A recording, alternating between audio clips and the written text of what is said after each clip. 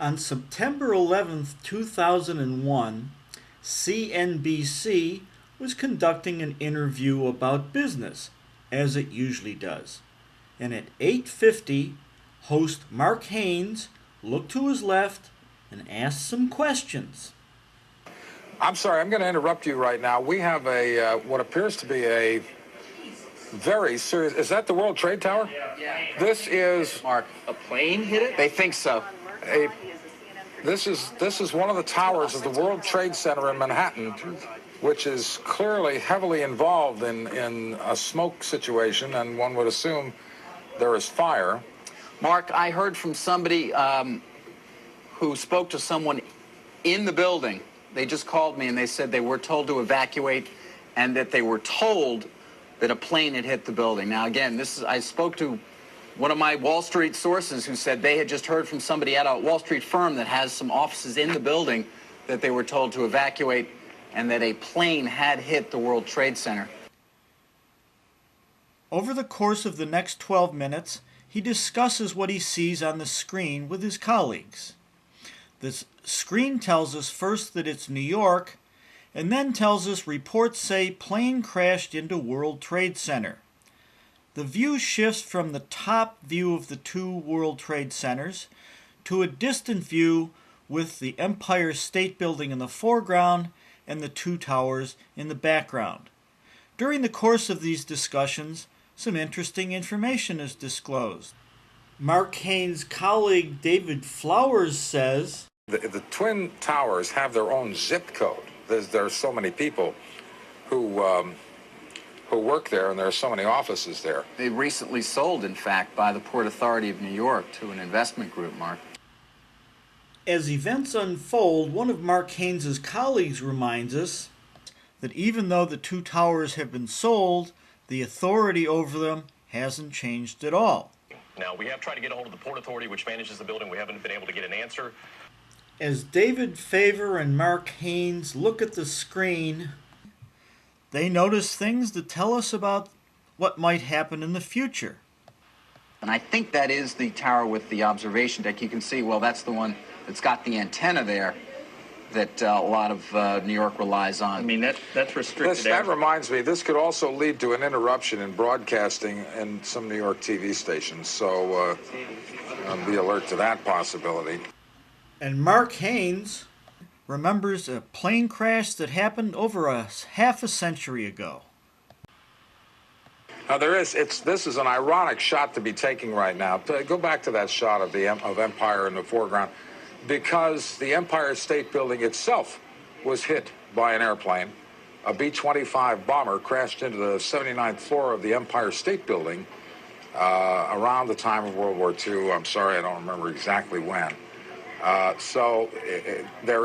This has happened before, ironically, to these two buildings. The first one was Empire. Now this morning, we have an airplane of some kind. We believe a twin-engine civilian craft of some sort, I would assume. Later, he reminds his audience, that's true. Well, the bomber that flew into the Empire State Building did so at night and in bad weather. This obviously is a different situation. Then at 9:02, Mark Haines interrupts his discussion so he can join local broadcasting. I'll tell you what, our sister station, WNBC, of course, has a great deal of experience covering news events in New York. We're going to go to their coverage for a while. And, fight it from it. If you're taking a look now, you can see that we've just had another explosion, and that is considerably lower. And is that in the other building? Is that what I'm witnessing? That apparently does look like it is in the other building at this point. And that looks to be lower, which means there, obviously there are considerable numbers of stories above that explosion that we just saw. Perhaps we can get another look from one of our sky cams that can take a different angle. Yes, you can tell that it now appears that both buildings are suffering some kind of damage this morning.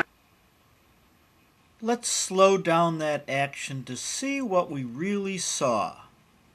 This is an examination of coincidence and timing and interference. There are coincidences on every television show. Every time you switch a scene, the other scene blends in. So that's why we can put Mark Haines' face on top of the World Trade Center, which really never happened. So that's not unusual. And it's not that unusual that you would go from a national show to a local show, but it is a little unusual that you would do it as a plane was floating in the air toward the World Trade Center, and before they'd even switched to the local live Chopper 4 logo. That is quick timing. This was the scene on the screen when Mark Haines stopped speaking. 1 second later, the local reporters were heard speaking, and 1 second later, we had interference. That is a coincidence. But is this really interference? Mark Haines' basic setup looks the same. It still has the trailer on the bottom with the stocks prices, and it has this thing on the right that says 9:02 Eastern Time, and below it, it has futures for S&P and Dow and NASDAQ. Does that happen normally on CNBC? It looks as though that overlay is still intact. But behind it, there's a straight line with all black on the top and all white on the bottom. It doesn't really look like random interference. A lot happens in the next split second, but we can take advantage of Mark Haines' stock trailer to sequence these events. First, the screen goes totally black. Then the screen comes back with some squiggly lines and some splotches, and they actually change over time. So maybe this is actually some interference that occurred on the television. It gets a little dark on the top and white on the bottom, and then it goes wavy in the middle, and everything changes a little very quickly, and we think maybe this is real interference. Then we have a situation where we see what looks like the World Trade Center towers, but they're tilted and they're between lots of little horizontal lines leaning from the lower left to the upper right.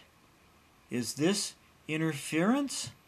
You'd have to know a lot about television technology to tell whether or not this is the case, but the live is intercepted as well on the Chopper 5, and so that whole scene that we saw from the local broadcasters seems to be messed up somehow. We don't know whether it's interference that's normal on television.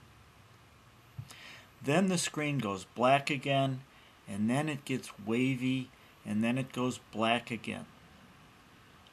Then we see a lot of horizontal lines against a white background, and there are lots of them. And I didn't try to capture all of the horizontal lines, but they all seem to be a little fuzzy on the top or fuzzy on the bottom, and it looks like they've got little dots, but they don't seem to have all of the same dots. Is this interference? Is this what normally happens on television in a split second? The last black line on the white background actually looks a little like a zipper with dots coming up and down. But a split second later, we get a totally different view. It's basically white with some dots going from the upper left down toward the lower right. They're totally different than other lines. On the right of our screen, we actually do have horizontal lines going across and vertical lines going down and diagonal lines going from the lower left to the upper right with different colors.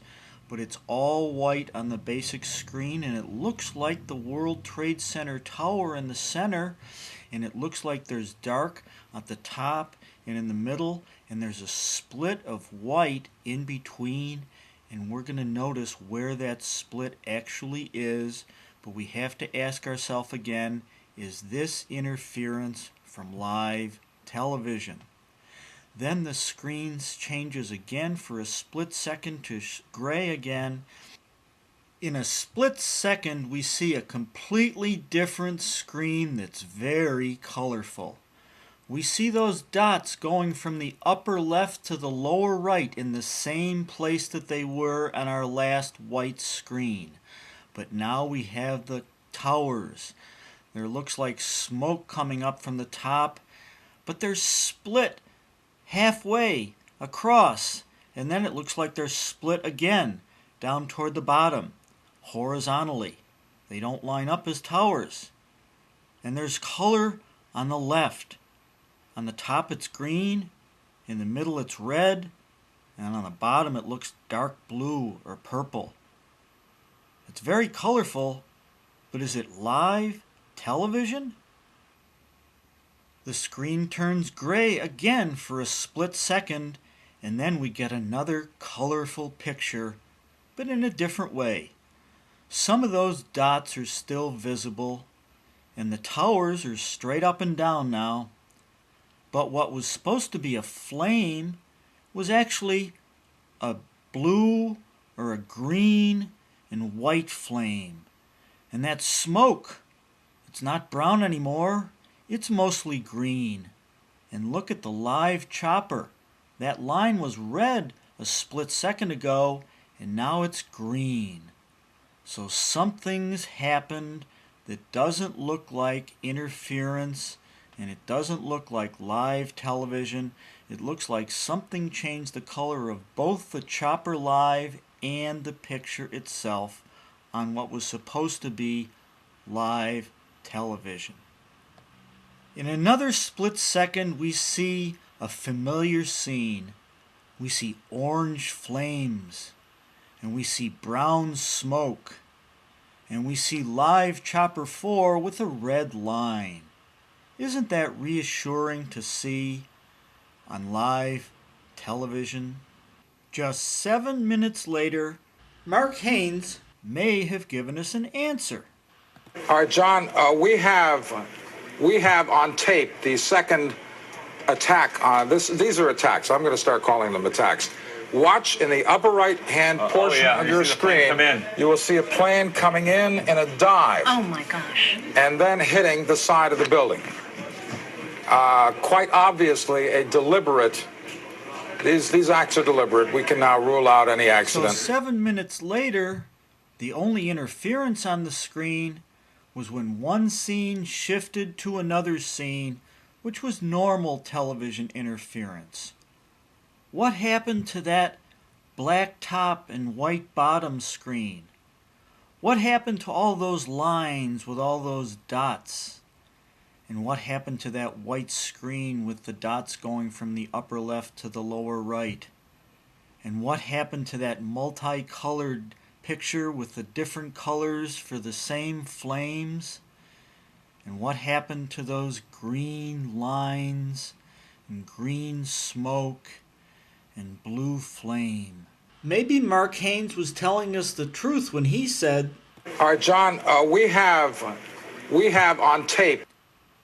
How did the live interference disappear on the tape of that live event? When you're finally finished connecting all the dots, do you believe what you see?